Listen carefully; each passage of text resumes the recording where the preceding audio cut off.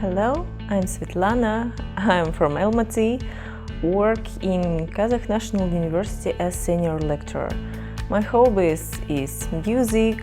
I'm keen on watching TV series, cartoons, in particular anime, and sci-fi movies. I start interested in science since I were in school because, as I mentioned, I like TV series, in particular like Stargate, Star Wars, Doctor Who, and so on.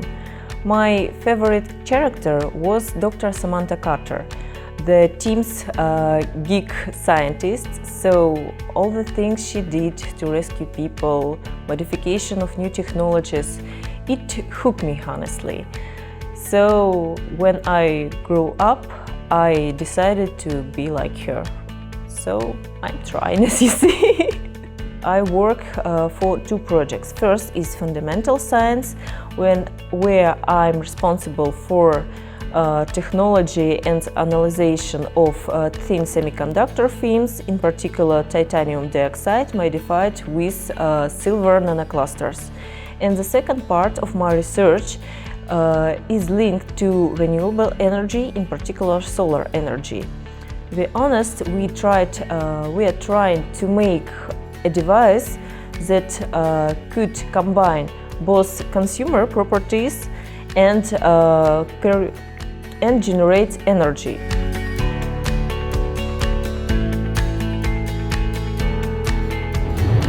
We know that ecological problems like constant smoke in the cities affect the environment and someday could lead to the humanity extinction. Use of energy, for which we don't need to burn anything, is one of the ways to improve the ecology. The most common device to generate such energy is the solar panel. The solar panel is a chain of photocells, namely semiconductor devices, that convert solar radiation into electric current. Semiconductors are materials with a strong dependence of their electrical conductivity on the external influences like temperature or radiation. Semiconductors are called N-type when the main charge carriers are electrons, when the electrical conductivity takes place. Semiconductors are called P-type when the main charge carriers are holes.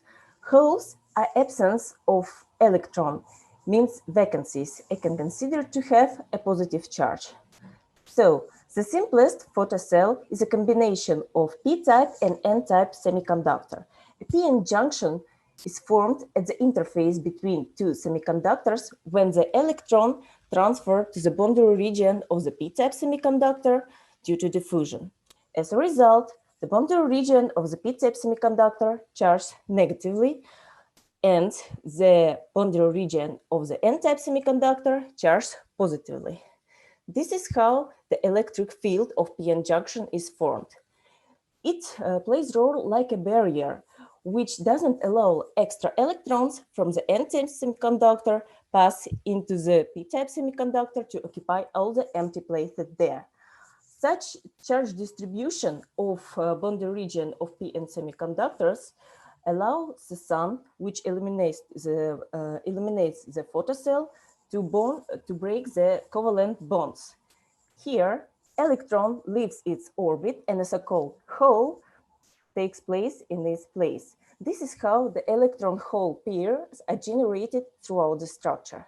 So this leads to a high concentration in electrons in the n-type region of semiconductors and the holes in p-type region of the semiconductors, which cannot be united due to the presence of electric field of the p-n junction.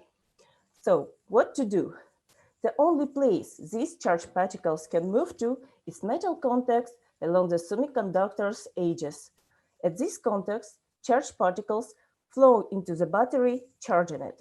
So as a result, the photocell works like a wheel along which electrons run like squirrels. The power of one photocell is very small. That's why individual photocells are combined into electrical circuits, forming a solar panel. We know that widespread distribution of solar panels will gradually improve our ecology. 3 minutes. So, wherever our future will be, ecological health or paradise depends on our actions today. Thank you. Okay, thank you so much. please. That was really great. I really liked your animations. I was thinking, do you have a tattoo or what is it? So please, judges, if you have any questions, please go ahead.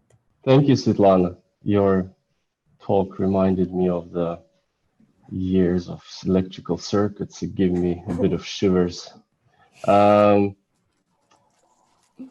I don't want to go again a bit into the engineering part. I want to ask about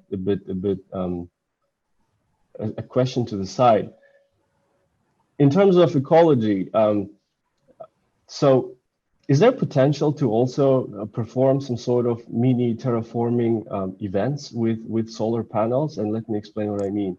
If we take and cover an entire desert with solar cells, like all of it, I don't know, a desert in Kazakhstan or Mojave Desert in Nevada, will it stop becoming desert? Could we change that? Can we change that outline of ecology and landscape over time, or not really? Well, frankly speaking, there were one project which regarded to the Sahara to put there the great power plants and transfer the energy to the Europe. I don't know for sure if it's on its way or it was cancelled, but regarding the terraforming, if we put to the solar panels extra consumer functions, for instance, heating or putting some vegetation in order to make a heat at night, or maybe collecting some water, sure, we can do it. But of course, we need to do a lot of experiments within the lab, then go into the production. But I suppose for today's humanity, everything is possible. It's a question of time and money. Is there much usage of solar? Is there much usage of solar here in Kazakhstan? Well, this number is growing up. However, the share of green energy doesn't exceed 2 or 3%. Okay, thanks. Thank you. My question was also about Kazakhstan. So in our country, it's not widespread. I mean, it's only 2 or 3%. And does this event Expo changed something? Did Expo change something or not in terms of solar?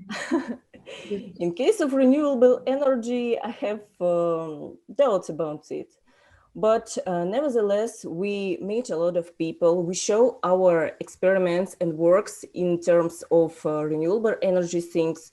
So on the political arena, I think, yes, it was a great impact. In case of solar cells distribution or any other alternative energy distribution, well, I have doubts about it.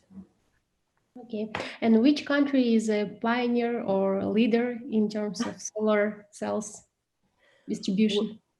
Well, if you asked me 10 years ago, I would say it was USA and Germany. But now we know that all things are made in China, so China is an absolute leader in terms of solar energy. Okay, thank you. Thank you.